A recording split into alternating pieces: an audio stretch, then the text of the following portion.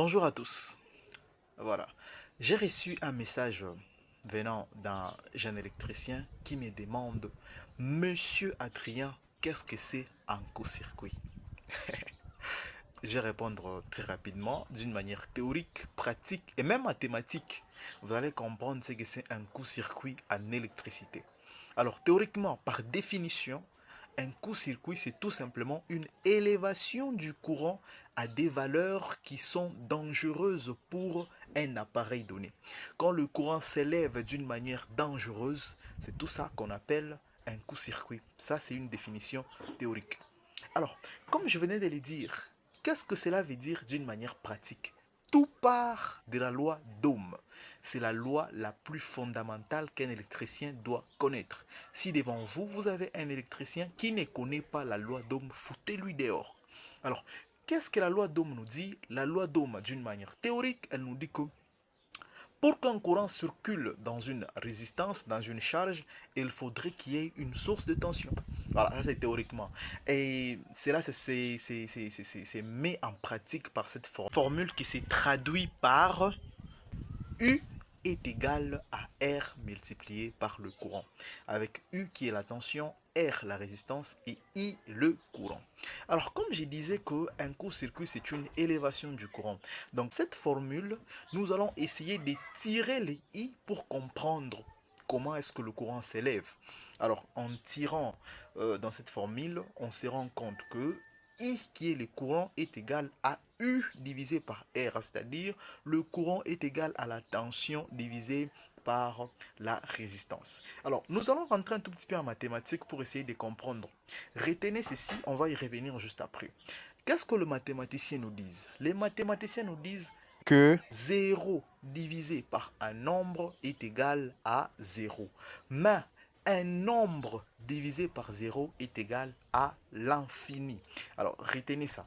Alors, nous allons partir d'un circuit électrique et puis vous allez comprendre. C'est quoi un circuit électrique? C'est un ensemble formé d'une source de tension, des fils conducteurs, d'un interrupteur et d'une résistance ou une charge. Alors, pour que le courant circule, qu'est-ce qu'il faudrait faire? Il faudrait fermer euh, l'interrupteur. Alors en fermant l'interrupteur, là vous voyez, nous avons I à ce niveau ici, qui est le courant, nous avons U qui est la tension et R qui est la résistance. Revenons à la formule euh, de la loi d'Ohm qui nous dit que I est égal à U sur R. À ce niveau ici, on se rend compte directement que les courants et la résistance sont des proportions qui sont inversement proportionnelles. Ça, ce sont des termes mathématiques. Qu'est-ce que cela veut dire? Cela veut dire tout simplement que le courant ne peut augmenter que si la résistance diminue. Et si euh, la résistance augmente, le courant aussi fait quoi? Il diminue. Par cette formule, on comprend très pratiquement. Alors, essayons de comprendre un peu cette définition que je disais du court-circuit, c'est une élévation du courant. Et à partir de cette formule, pour que le courant s'élève, il faudrait que cette résistance soit en train de diminuer. Alors, donnons à cette résistance une valeur 0, c'est-à-dire diminuons-la jusqu'à 0.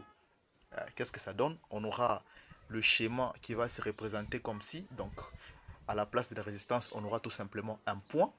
Et la résistance aura une valeur 0. Et directement, nous rentrons à la formule mathématique dont je vous ai parlé précédemment. Qu'est-ce que ça nous donne? Ça nous donne que le courant est égal à la tension divisée par 0. Et qu'est-ce que les mathématiciens nous disent? Que tout nombre divisé par 0 est égal à infini. Donc le courant va prendre une valeur qui tend vers l'infini. Et c'est même ça le court-circuit. Voilà, c'est beaucoup de mathématiques. L'électricité, c'est une science qu'il faut bien comprendre. C'est pas des choses où on a l'amour à tout pareil, tout s'explique d'une manière mathématique et scientifique. Alors, les gens qui ont un peu l'œil, je vais dire comment, l'œil sensible, ils se sont rendus compte que en éliminant la résistance à ce niveau ici, nous avons pu joindre les plus et le moins de la source, donc la phase et les neutres. Et donc, le court-circuit, c'est tout simplement lorsque vous joignez la phase et le neutre. Et c'est même ça le court-circuit. C'est de la mathématique, frère. Comme je venais de le dire, le court-circuit est dangereux pour les équipements de la maison, que ce soit votre téléviseur, congélateur, appareil téléphone, je vais dire quoi, tous les équipements électroménagers ou tous les équipements électriques, le court-circuit est tellement dangereux. Pour ce faire, il faut se munir des équipements qui vous protègent contre le court-circuit. Et les deux équipements principaux qui nous protègent contre le court-circuit, c'est les disjoncteurs et le fusible. Voilà. Donc, si vous avez besoin de protéger vos installations, n'oubliez jamais de mettre les disjoncteurs et les fusibles. Et si vous sentez que vous avez besoin des professionnels qui doivent venir arranger votre installation, n'hésitez pas de contacter le professionnel. Si vous voulez apprendre encore plus sur l'électricité, n'hésitez pas de vous abonner à cette page et surtout de partager aussi aux jeunes apprenants.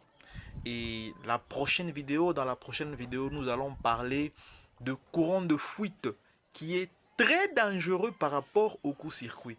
Parce que le court-circuit peut vous faire perdre votre équipement, votre appareil, mais le courant de fuite, lui, par contre, peut causer la mort. Alors, vous voulez apprendre encore plus?